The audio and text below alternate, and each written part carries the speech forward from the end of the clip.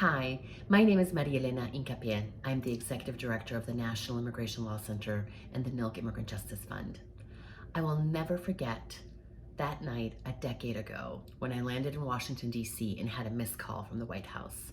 As soon as I got to my hotel room, I called back and learned that President Obama would be announcing the Deferred Action for Childhood Arrivals policy the next morning. That night was a night full of laughter and tears of joy as we celebrated with our colleagues at NILC and immigrant youth leaders across the country for this tremendous victory that we had achieved. The next day, we rolled up our sleeves and immediately got to work to plan for the successful implementation of DACA in what would be a decade worth of work. DACA has been transformational, not just for immigrant youth and their families, but also for their communities, their workplaces, and their schools.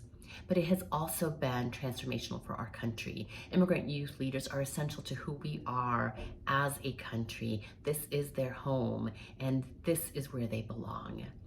Last year, I remember being at the steps of the Supreme Court with youth leaders from across the nation, with allies, and with our courageous plaintiffs who had sued the previous administration when they tried to terminate DACA. Our courageous plaintiffs and so many young people across the country have fought for DACA, but we know and we knew from the beginning that DACA was only a temporary solution.